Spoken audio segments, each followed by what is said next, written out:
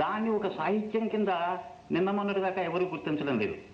ఇప్పుడిప్పుడు ఏదో ఉస్మానియా విశ్వవిద్యాలయం, ఆంధ్ర విశ్వవిద్యాలయం, మన వీరందరూ కూడాను ఈ ఫోక్లోర్ దాని మీద రీసెర్చ్ చేయడమే కాకుండా పిహెచ్డి డిగ్రీలు కూడా సంపాదించిన వారు ఉన్నారు. న్యాయంగా మనం చూడాలంటే మన తెలుగుదేశం యొక్క జాతీయత, ఈ తెలుగు నుడికారం, ఈ తెలుగు అస్తిత్వం, అసలు తెలుగు రూపమే ఆ తెలుగు జానపద సాహిత్యంలో కనబడుతుంది. పైగా ఈ జానపద సాహిత్యం ఇట్లా ఉండగా ప్రతి ఆంధ్ర గృహంలోనూ కూడా ఆనాటి మహిళలకి అంతగా చదువు వచ్చి ఎవరో చాలా చేతి వేళ మీద లెక్కపెట్టి కుమ్మరి మొల్లనగా లేకపోతే ముద్దు పడనగా ఇట్లాగా చాలా తక్కువ మంది అక్షరాస్యులైనటువంటి స్త్రీలు ఉండేవారు. కానీ ప్రతి ఇంటిలోనూ కూడాను వాళ్ళు స్త్రీల పాటలు, అవి చాలా అమూల్యమైనటువంటి సాహిత్యం. ఆ పాటలు పాడడానికి ఈ స్త్రీలకి విద్య అక్కర్లేదు. అంటే ఏమిటి, లిఖితపూర్వకమైనటువంటి విద్య. వాళ్ళకి ఒక నేటివ్ సంస్కారం, సంస్కృతి వాళ్ళకు ఉన్నది. వాళ్ళు నోము పాటలు పాడుకున్నారు, మరి పెళ్లి పాటలు పాడుకున్నారు, ఏదో సంతోషమైన పాటలు పాడుకున్నారు, దుఃఖంతో పాటలు పాడారు. రకరకాలటువంటి గృహ జీవితంలో గృహిణిగా స్త్రీ కవయిత్రి అయింది. కాబట్టి మన యొక్క సాహిత్యం నన్నయ్య భట్టు గారితో ప్రారంభమైంది అని అంటే నేను ఒప్పుకోను. అంతకుముందే ఇంకా కొంతమంది అంటారు వేదకాలంలో కూడా ఆంధ్ర శబ్దం ఉన్నది అంటారు. తర్వాత మహాభారత యుద్ధంలో ఆంధ్రులు కౌరవుల యొక్క 11 అక్షోహిణీల సైన్యంలోనూ దుర్యోధనుడి పక్షాన మన ఆంధ్రులు పోరాడారు అని కూడాను అది ఒక హిస్టారికల్ ఫ్యాక్ట్. ఆ విధంగా చూస్తే మనం అత్యంత ప్రాచీనమైనటువంటి వాళ్ళని. కానీ ఒక విధంగాను మనం ఒప్పుకోవాలి, మనకంటే కూడాను తమిళనాడు, తమిళ భాష, తమిళ సంస్కృతి మనకంటే ప్రాచీనమైంది అని ఒప్పుకోవడానికి నాకేమీ అభ్యంతరం లేదు. అదేవిధంగా చూస్తే కన్నడం కూడా మనకి బహుశా దక్షిణాది భాషల్లో మొదటిది తమిళ్, రెండవదేమో కన్నడం, మూడో భాష మన తెలుగు అవుతుంది, నాలుగోదేమో మలయాళం. ఇవి major Dravidian South Indian languages. వీటిలలో ఎన్ని విధాలు చూసినా సరే అత్యంత మధురమైనటువంటిది, అందరూ అంగీకరించినటువంటి యథార్థం, వాస్తవం ఇది. మొన్న మా షికాగో సభలో నారాయణ రెడ్డి గారు మాట్లాడుతూ మనకి దీనికి మాధుర్యం ఎందువల్ల వచ్చింది అంటే మనది అజంత భాష. అంటే అచ్చులతో ఎండుతుంటుంది. ఏదో శ్రీరాముడు, అన్నయ్య, ఆమె, ఏదో ఈ హిందీ కానీ ఈవెన్ తమిళ్ కానీ ఎన్నో ఇవన్నీ హలంత భాషలు. ఇంగ్లీష్ అంతా హలంత భాషే. ఎక్కడో కానీ అచ్చుతో అంతమైనటువంటి పదాలు చాలా సకృత్తుగా కనబడుతూ ఉంటాయి. అందుకోసమే మన భాషని సంగీతానికి చాలా అనువైనటువంటి భాష అని చెప్పాలి. త్యాగరాజు గారు పాటలు అంత సంగీత సంపత్తి కలిగి ఉండడానికి కారణం ఏంటంటే త్యాగరాజు గారు ఉపయోగించినటువంటి తెలుగు భాష. త్యాగరాజు తెలుగువాడే, ఆయన తన మాతృభాషలోనే రాశాడు. కానీ దానికి అంత సంగీత పరిపుష్టి లభించడానికి కారణం ఏంటంటే మనది అజంత భాష కావడం. అందుకోసమే పాశ్చాత్యులు కూడా తెలుగుని ఇటాలియన్ ఆఫ్ ది ఈస్ట్ అన్నది అందరికీ తెలిసిన విషయమే. ఏంటి చేతంటే ఇటాలియన్ భాష కూడాను అజంత భాషే. వాళ్ళ పేర్లు కూడాను ముసలీని, గారిబాల్డి, మజ్వీని, ఇట్లాగా లోలో జీనా, లోలో బ్రిజీదా, ఇవన్నీ అక్షరతోనే అంతమై ఉంటాయి. కాబట్టి ఈ అడ్వాంటేజ్ మన భాషకు ఉన్నది. ఇది సంగీతానికి చాలా నప్పగలిగినటువంటి భాష. ఈ మన యొక్క ప్రాచీనతని అదేదో పెద్ద మన ప్రత్యేకంగా మనం చెప్పుకోవక్కర్లేదు. బెంగాలీ మనకంటే చాలా తర్వాత, బెంగాలీ సాహిత్యం మనకంటే చాలా తర్వాత వచ్చింది. కానీ రవీంద్రనాథ్ ఠాగూర్ లాంటి విశ్వకవులు బెంగాలీలో ఉద్భవించారు.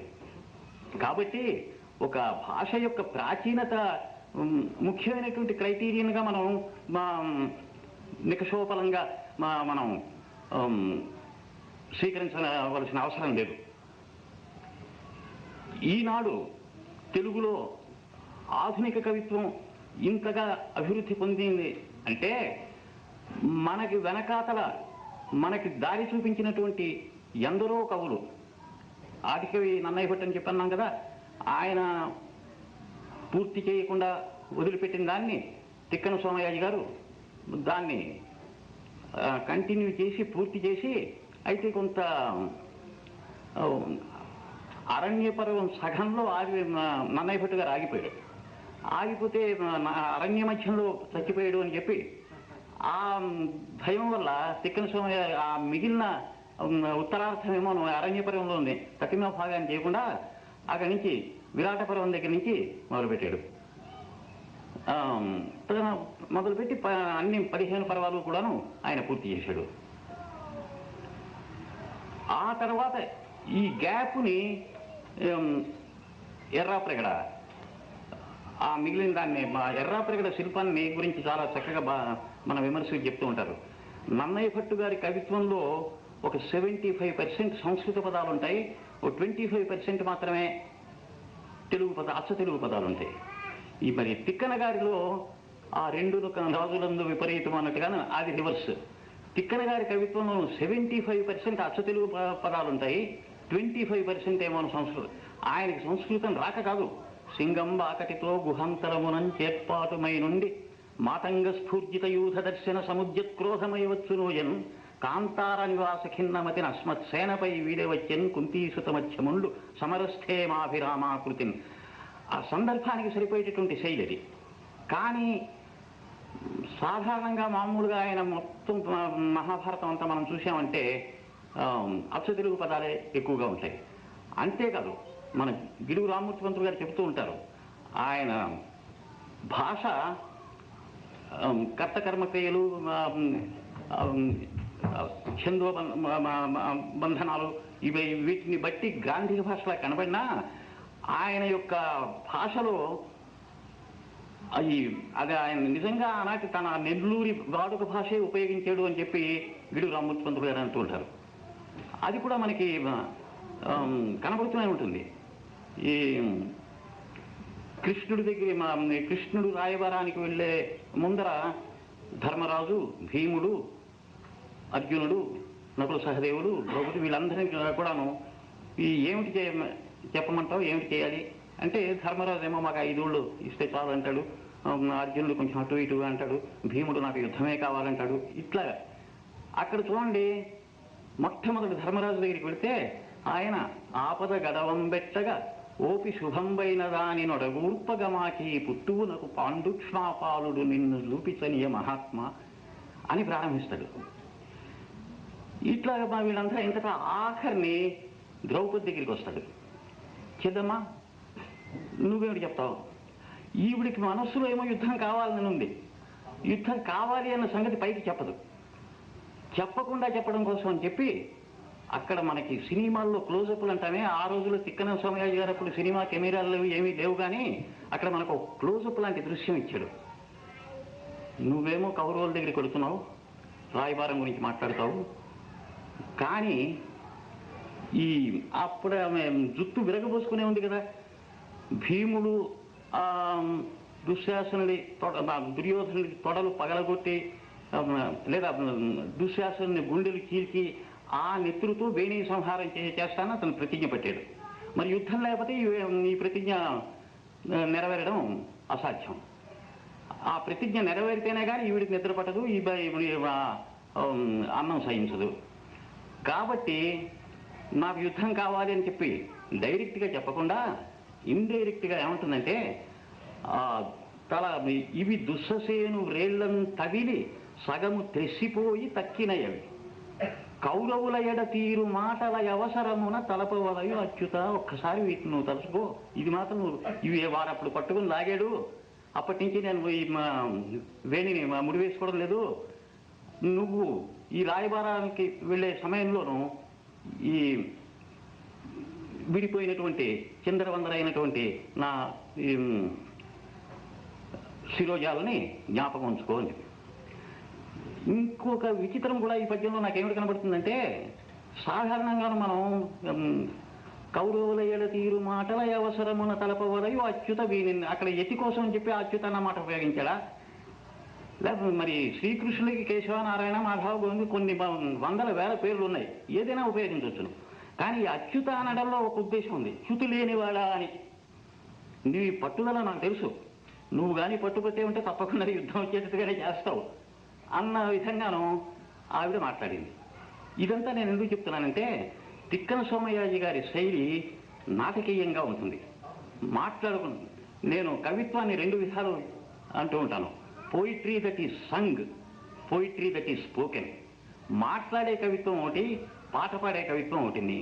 తిక్కన సోమయాజి గారిది మాట్లాడే కాన్వర్సేషనల్ పోయిట్రీ. నన్నయ్య భట్టు గారిది చాలా లిరికల్గాను, నలదమయంతులిద్దరు మనఃప్రభవానల దహ్యమానులై సలిపిరి దీర్ఘవాసర నిశలు నవనందనమ్ములను నడిన దడమ్ములను మృదు మృణాలములను ఘనసార పంశులను తలిరుల చెయ్యలను సలిలధారల చందన చారు చర్చలను. ఇలా ఉంటుంది నన్నయ్య భట్టు గారి కవిత్వం. లిరికల్గా, పోయిటిక్గా ఏదో ఒక పాట వింటున్నట్టుగా ఉంటుంది. నేను అంటే పాడలేను, కానీ నారాయణ చక్కగా ఈ పద్యాన్నే అప్పుడు మీకు నన్నయ్య భట్టులో ఉన్నటువంటి ఆ సంగీత గుణం నేను పాడితేనే మీకు కనబడి ఉంటుంది అనుకుంటే, ఇంకేంద్ర అందులో గర్భితంగా నా గుణం ఉన్నది. అది నన్నయ్య భట్టు గారి యొక్క కవిత్వ లక్షణం. తిక్కన సోమయాజి గారి కవిత్వం ఏంటి అంటేను, ఇందాక చెప్పాను కదా, ఒక కృష్ణుడు ధర్మరాజు ఫేస్ టు ఫేస్ చేసి ఇష్టాగోష్ఠిగా ఏ అలమరికలు లేకుండా హృదయపూర్వకంగా మాట్లాడుకునే గుణమేమో తిక్కన సోమయాజి గారిది వారిలో ఉంది. ఈ రెండు గుణాలని తర్వాత 300 ఏళ్ళక ఎర్రా ప్రజలు వచ్చి ఈ మిగిలిపోయినటువంటి ఆ అరణ్య శేషం దాన్ని ఏమో పూరించి ప్రారంభించడం ఏమోను నన్నయ్య భట్టు గారి కవిత్వంలాగా కొంచెం ఎక్కువ సంస్కృత సమాసాలు పెట్టి రాను రాను రాను మళ్ళీ తిక్కన సోమయాజి గారి అచ్చతెలుకేమో లింకప్ చేసి ఇదంతా కూడాను ఒక విధమైనటువంటి లిటరరీ ఆర్కిటెక్చర్. అట్లాగా ఆఖరి పద్యం నన్నయ్య భట్టు గారిది, శారదరాత్రులు ఉజ్వల లసత్తర తారక హారపంతులం చారుతరమ్ములయ్యే వికసన్ నవకైరవ గంధ బంధుర ఉదార సమీర సౌరభముదాల్చి సుధాంసు విసార్యమాణ కర్పూర పరాగ పాండురుచి పూరమునన్ పరిపూరితమ్ములై. ఇంత దీనికేమోను ఆయన శారదరాత్రుల గురించి, అది నన్నయ్య భట్టు గారి ఆఖరి పద్యం. దాని కంటిన్యూషన్ ఏమోను స్ఫురదరుణ, అదేమిటంటే ఇది శారదరాత్రులు శరత్కాలపు పగళ్ళని వర్ణిస్తాడు. స్ఫురదరుణాంశురాగ రుచి పొంపిరివోవ నిరస్త నీరదావరణములై దళ కమల వైభవ జృంభణములసిల్ల ఉద్ధురతర హంస సారస మధురత నిక్వణములు సెలంగగా కరము వెలింగె వాసరముఖంబులు శారద వేళ చూడగన్. పగళ్ళేమోను ఈ విధంగా ఉన్నాయని చెప్పి ఎంత చక్కగా లింకప్ చేశారో చూడండి. ఆ విధంగాను ఈ ముగ్గురును మహాభారతాన్ని తయారు చేయడం వల్ల మన పండితులు వారిని కవిత్రయం అని చెప్పి గౌరవించారు. కానీ నేనేమో నా పెడసరం, నా పెంకిదన దాంట్లో నా కవిత్రయం వేరే ఉన్నారు. ఆది కాలంలో తిక్కన, మధ్యకాలంలో వేమన, ఆధునిక యుగంలో గురజాడ అప్పారావు గారు, ఈ ముగ్గురు నాకు కవిత్రయం. వీరు ఎందుకు నా కవిత్రయం అంటున్నానంటే, వీళ్ళు ముగ్గురు కూడా ప్రజాకవులు. కావున భారతామృతము కర్ణపుటంబుల నారగ్రోలి ఆంధ్రావళి మోదముంబరయ అంకిత సాక్ష్యవతి సంస్కృతి శ్రీ విభవాస్పదంబైన చిత్తముతోడ మహాకవిత్వ దీక్షావిధి భూని పద్యముల గద్యములను రచయించదని కృతులని చెప్పి తిక్కన సోమయాజి గారు ఎందుకు రాస్తున్నాను అంటే, ఆంధ్రజనుల యొక్క సంతోషం కోసం, మోదం కోసం అని చెప్పి నేను రాస్తున్నాను. సరే, మధ్యకాలంలో వేమన గారు ఆయన ఎటువంటి ప్రజాకవి ఆ విషయం నేను వేరే చెప్పనక్కర్లేదు. ఆయన విమర్శించినటువంటి సామాజిక దుర్గుణాలు అన్నిటినీ కూడా, హిపోక్రసీ, ఆఖరికి దేవుణ్ణి కూడాను ఆయన అటాక్ చేశాడు అనమాట. అటువంటి వాడు వేమన. కానీ నిన్న మొన్నటి దాకా అసలు వేమన్ని మన పండితులు, మహాపండితులు ఆయన్ని కవిగా కూడా గుర్తించలేదు. ఈనాడు కొంత మోడర్న్ క్రిటిసిజం, కొంత సైంటిఫిక్ క్రిటిసిజం వచ్చేసరికి వేమనని కవిగా గుర్తిస్తున్నారు. నా దృష్టిలో ఆయన ఈ కవిత్రయంలో ఒకరు. సరే, ఇక గురజాడ అప్పారావు గారి గురించి మనందరికీ తెలిసిన వారే. ఆయన ఆధునిక యుగానికి మార్గదర్శకుడు. గురజాడ అప్పారావు గారు చేసిన ఏమిటి అంటే, అంతకు ముందంతా ఈ చంపకమాలలు, ఉత్పలమాలలు, శార్దూలాలు, మత్స్యవహాలు, ఈ పెద్ద పెద్ద వృత్తాలన్నింటినీ కూడా ఆయన నిరాకరించి ముత్యాల స్వరం, ఈ వృత్తాలన్నీ కూడా గణబద్ధ ఛందస్సులు, అవి కాదు అని చెప్పి మన యొక్క నేటివిటీ మాత్రాబద్ధ ఛందస్సుల్లోనే ఉంటాయి అని చెప్పి పుత్తడి బొమ్మ పూర్ణమ్మ, మెచ్చనంత వీవు నీవిక మెచ్చకుంటే మించిపోయిన, అది ముత్యాల స్వరం మీటరు, ఇది ఇంకో మీటరు. ఇలాగా కేవలం మాత్రాబద్ధ ఛందస్సుల్లోనూ ఆయన కవిత్వం రాశాడు. ఛందస్సులేమో మాత్రాబద్ధం, భాష ఏమో వాడుక భాష. గ్రాంథిక భాషలో రాస్తేనే తప్ప ఈ వృత్తాలకి రాణింపు ఉండదు. ఆ వృత్తాలకి ఆ గ్రాంథిక భాషకి సరిపోయింది. అదేవిధంగాను ఈ వాడుక భాషకి మాత్రా ఛందస్సుకి ఇది సరిపోయింది. నాకు వాడుక భాషే కావాలి, నేను మాత్రా ఛందస్సులే రాస్తాను అని చెప్పి దారి చూపించిన వాడు గురజాడ. దాంతో ఏమైందంటే, ఒక 1000 సంవత్సరాల అవ్యాహతంగా వస్తున్నటువంటి తెలుగు కవిత్వం అంతా కూడా దానికి ఒక పెద్ద మలుపు ఆయన ఇచ్చాడు. దీనికి రాజకీయంగా కానీ మనం ప్యారలల్ తీసుకున్నామంటే, అంతవరకు భూస్వామ్య వ్యవస్థ, ఫ్యూడల్ వ్యవస్థగా ఉండేటటువంటి జమీందారీ వ్యవస్థని మార్చి గురజాడ అప్పారావు గారు ఈ మాత్రాబద్ధ ఛందస్సులు, వాడుక భాష అనేటటువంటి ప్రజాస్వామ్య వ్యవస్థకి డెమోక్రటైజ్ చేశాడనమాట. తర్వాత కొంచెం ఆయన మరుగున పడడంను ఈ భావకవిత్వం ఏం చేతంటేను ట్యాగూర్ గారికి నోబెల్ ప్రైజ్ వచ్చింది. తర్వాత ట్యాగూర్ గారు షెల్లీ, మెటర్లింక్ అటువంటి వాళ్ళ ఇన్ఫ్లుయెన్స్ మీద ఎంతో లిరికల్ పోయిటరీ రాశాడు. దాని మీద ప్రభావితులై రాయప్రోలు సుబ్బారావు గారనగా, అబ్బూరు రామకృష్ణరావు గారనగా వారు ఈ భావకవిత్వానికి పునాదులు వేశారు. దానిని మంచి శిఖరాలకు తీసుకెళ్ళాడు దేవులపల్లి కృష్ణశాస్త్రి గారు. దాంతో ఒక 20 సంవత్సరాల దాకా గురజాడ అప్పారావు గారు 1915లో చచ్చిపోతే కనీసం 35 వరకు కూడా ఈ భావకవిత్వం ఏకఛత్రాధిపత్యంగా పరిపాలన సాగించింది. నేను కూడా నా చిన్నతనంలో భావకవిత్వ పద్యాలు రాశాను. నా మీద తిరుపతి దేవులపల్లి కృష్ణశాస్త్రి గారి ఇన్ఫ్లుయెన్స్ చాలా ఉన్నది, విశ్వనాథ సత్యనారాయణ గారి ఇన్ఫ్లుయెన్స్ కూడా ఉంది. నేను ఎక్కడో చోట రాశాను కూడాను. ఈ ఇద్దరి యొక్క ప్రభావాన్ని వదిలించుకోవడానికి నాకు 10 ఏళ్ళు పట్టింది అని చెప్పి. ఈ ఎందుచేత అంటే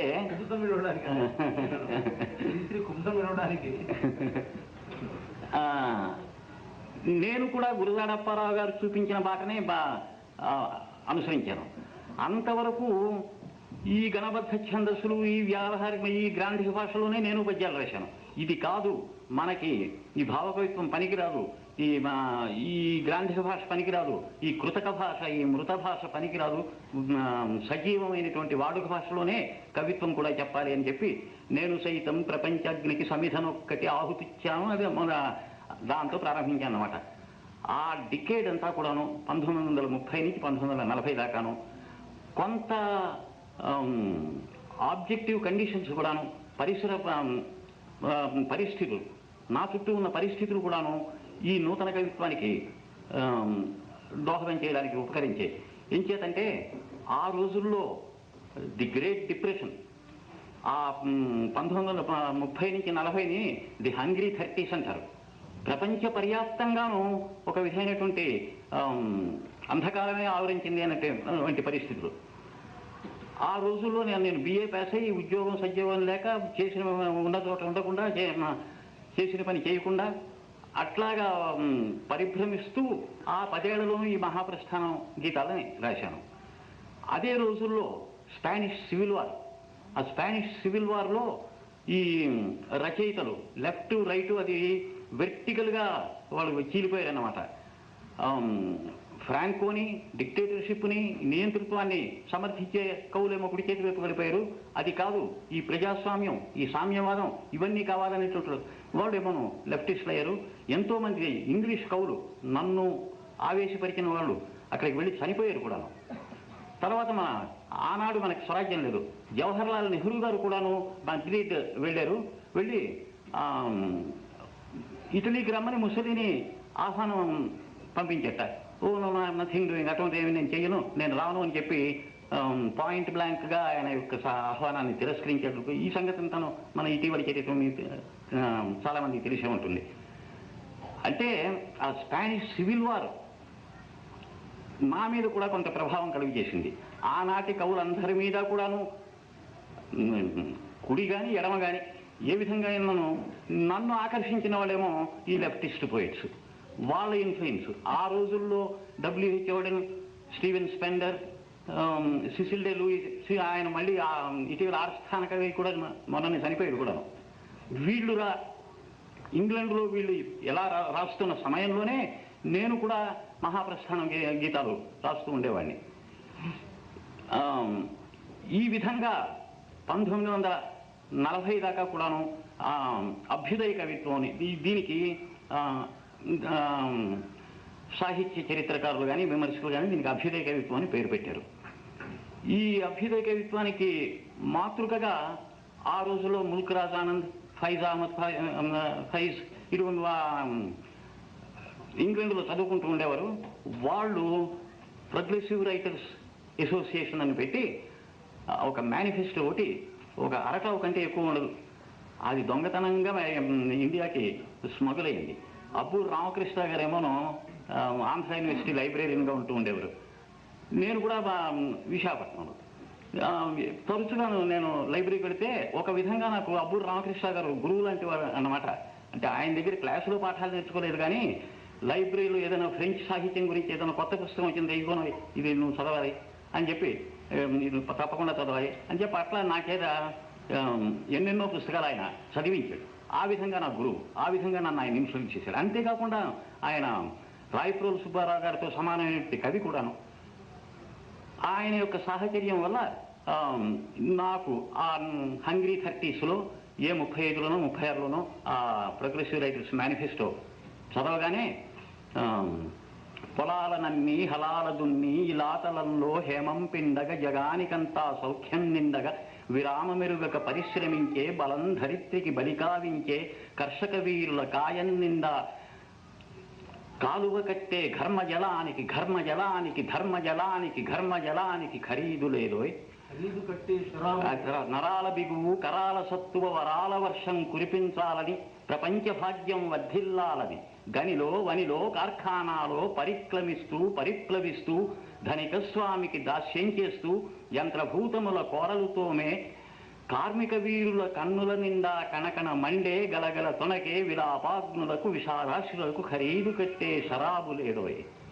కావున లోకపుటన్యాయాలు కాల్చే ఆకలి కూల్చే వేదన దారిద్ర్యాలు దౌర్జన్యాలు బహిష్కరించే బాటలు తీస్తూ పాటలు రాస్తూ నాలో కదిలే నవ్య కవిత్వం కార్మికలోకపు కళ్యాణానికి శ్రామికలోకపు సౌభాగ్యానికి సమర్పణంగా సమర్చనంగా త్రిలోకాలలో త్రికాలాలలో శ్రమైక జీవన సౌందర్యానికి సమానమైనది లేనే లేదని కష్టజీవులకు కర్మవీరులకు నిత్యమంగళం నిర్దేశిస్తూ స్వస్తివాక్యములు సంధానిస్తూ స్వర్ణవాద్యములు సంరావిస్తూ యథార్థ జీవిత యథార్థ దృశ్యం పునాదిగా ఇక జనించబోయే భావి వేదముల జీవనాదములు జగత్తుగంతా చౌలిస్తానోయ్.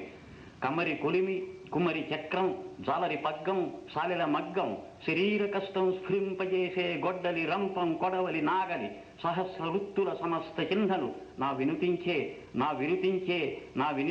నవీన గీతికి నా విరచించే నవీన రీతికి భావం భాగ్యం ప్రాణం ప్రణవం అని ప్రతిజ్ఞలో గేయం రాశాను.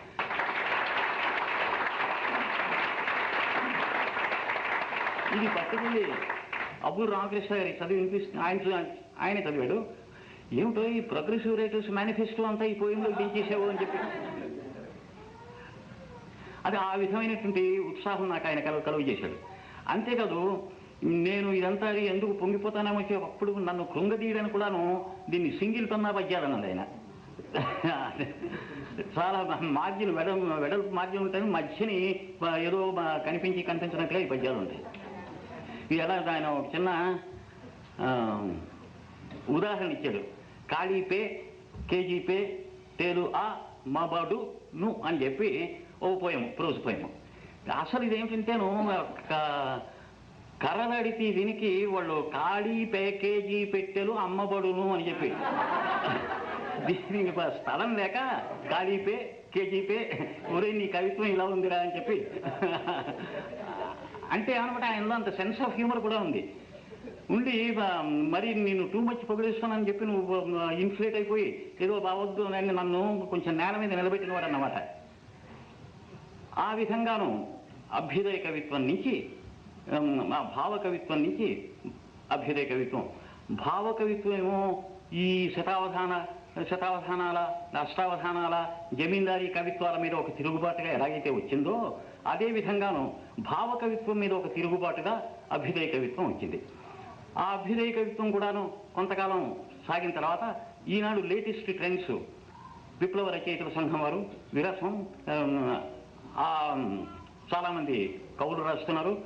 ఇంకొక విశేషం ఏమిటి అంటే మళ్ళీ ప్రోజ్ పోయం యొక్క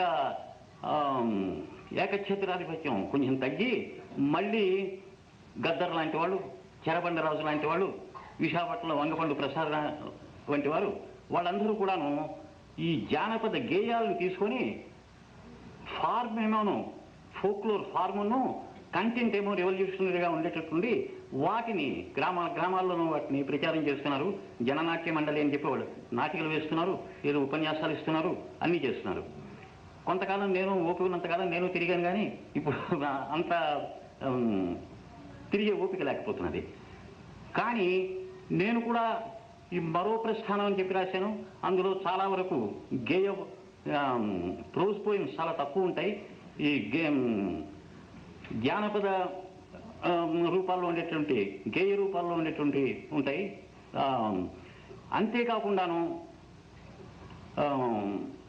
భాష కూడా కార్మికుల, పాఠక జనాల భాషని ఉపయోగించాను. సరే, మళ్ళీ సాయం ఇవన్నీ కూడాను ఆఖరిని చదవదలుచుకున్నాను కాబట్టి ఇంతటితో నా ఉపన్యాసం ముగించి, నారాయణ రెడ్డి గారు, మీ అందరితో పాటు నేను సంతోషంగా ఉన్నాను. అందాక